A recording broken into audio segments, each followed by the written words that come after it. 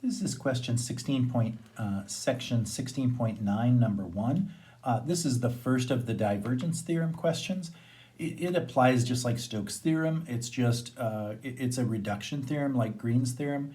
It just looks at either a divergence across a volume or a divergence at the boundary, which is a surface integral.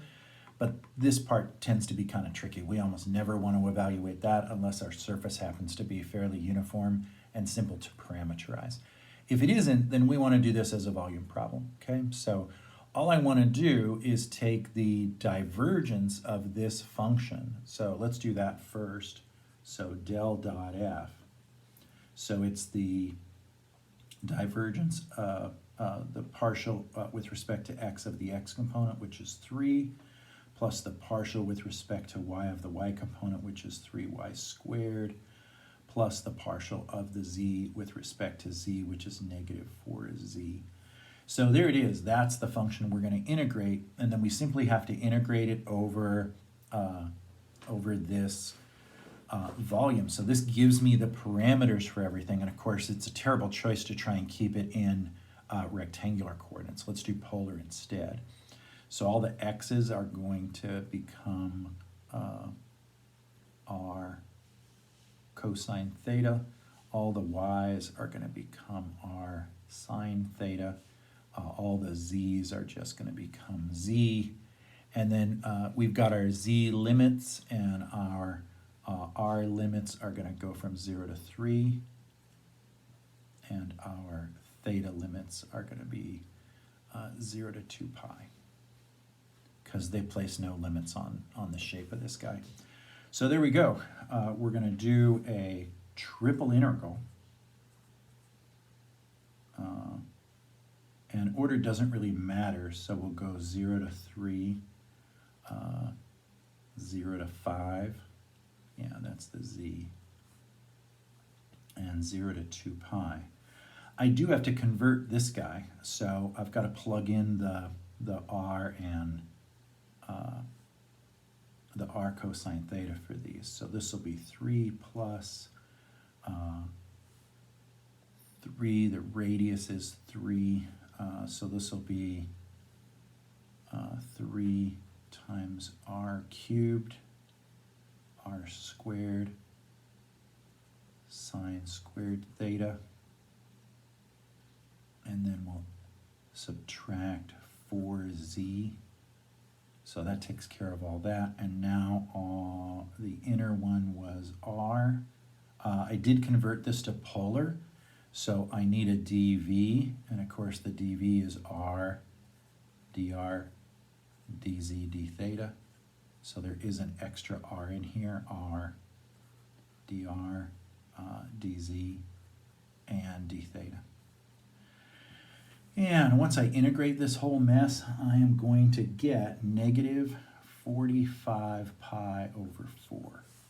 So there's the answer, and that's doing this one in the easiest way possible, which is by using the right-hand side of the divergence theorem, calculating the divergence over a volume, because this was a pretty easy function to convert using the parameters, and cylindrical coordinates made the most sense because this had cylindrical symmetry. So we didn't parameterize anything, we just went ahead and calculated a volume of a divergence. Okay, here comes the second part of it, and this is where things get a little unpleasant. So let's write down the answer off here, negative 45 pi over 4, and then I'm going to get rid of all this because we've got to go back and reevaluate this, but instead we're going to do it as the left-hand side. So now I need to parameterize the cylinder, and the problem is I'm trying to calculate flux through a surface, and a cylinder offers me 3 surfaces. It's got a top surface that's round.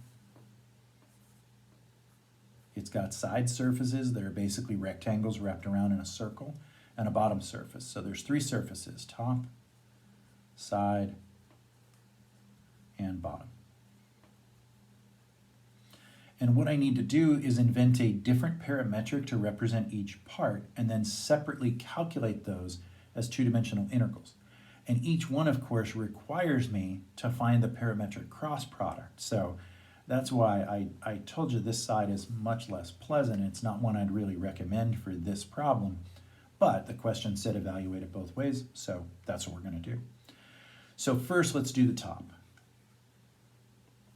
So the top, the parametric for this, R, is going to be V, which will take care of the radius, cosine U, which will take care of swinging around, V sine of U, and then the top surface has a Z value of 5.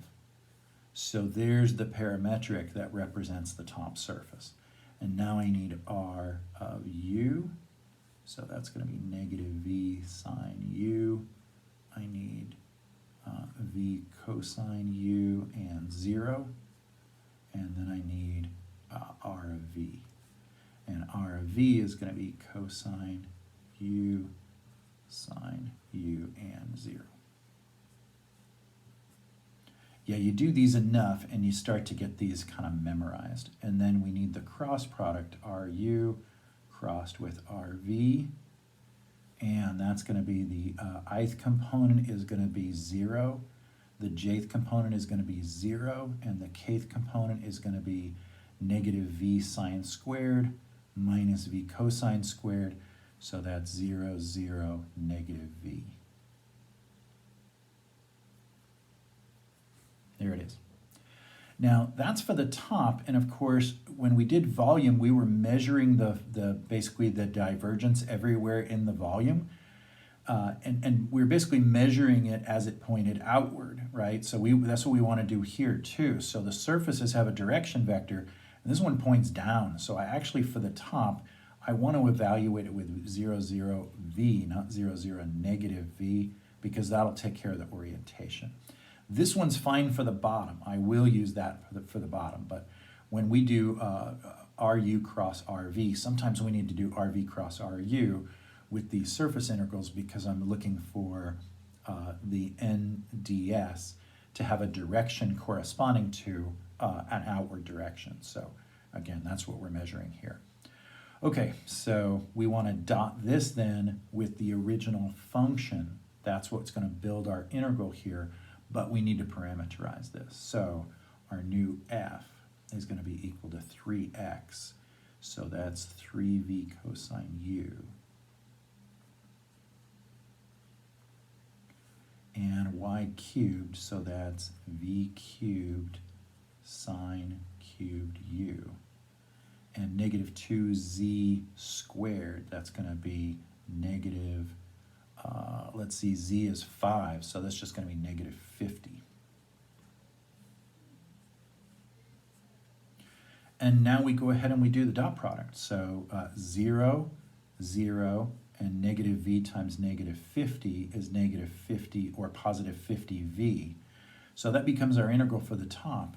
Again, my parameters have a v goes from 0 to 3.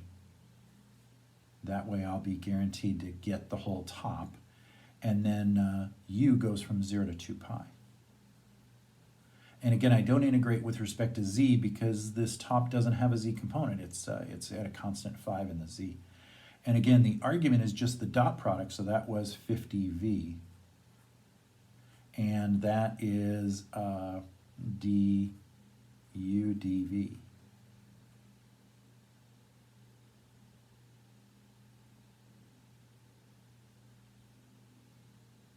Oh, sorry, I was going to use this v, not this one. Yeah, so it is still negative 50 because we're evaluating it going up, not down. At the bottom, it'll be the other one. Okay, when we evaluate this, we end up getting negative 450 pi. So that's a huge flux, negative flux going out the top.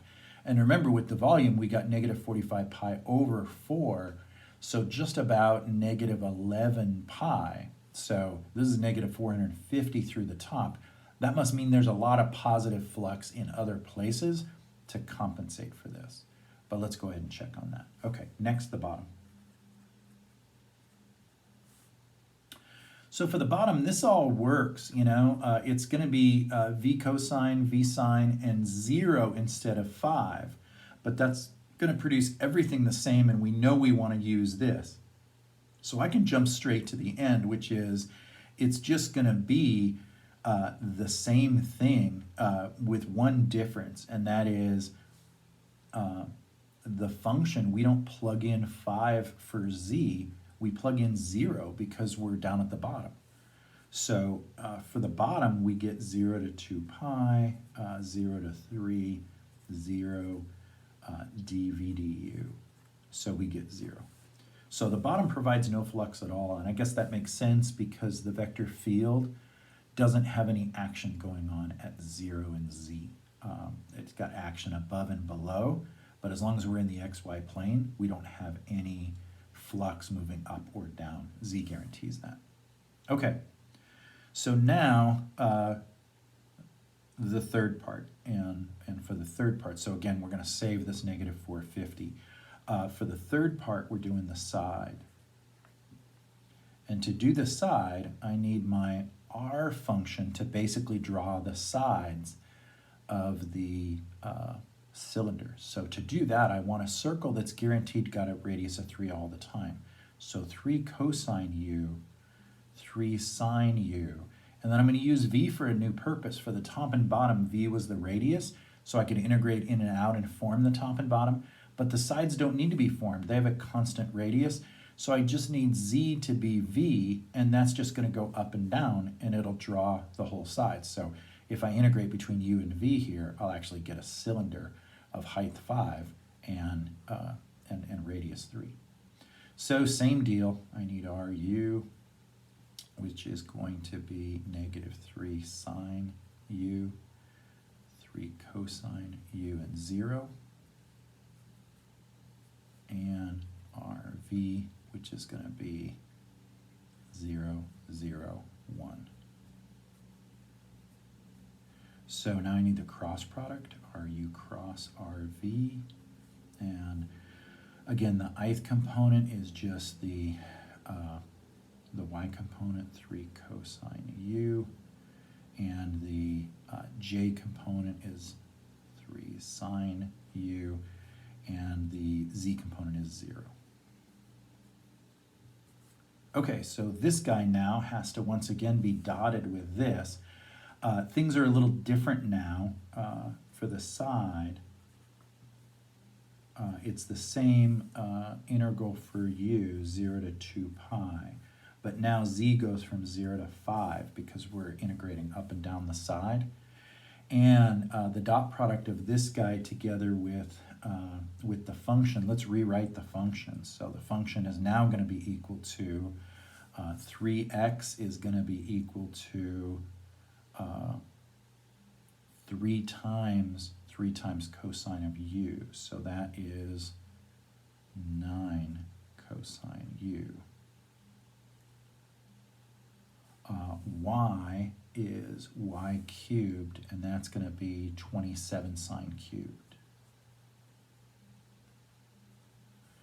And negative 2z squared, of course, that's negative 2v squared.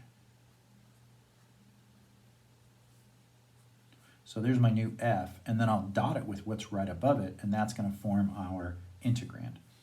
So this is 27 cosine squared,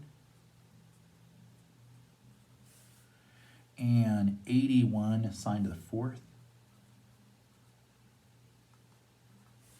and the z component is 0, so that's it, and this is dv du. And this is where all the action is. When I integrate this one for the sides, what I end up with at the end is positive 1755 pi over 4.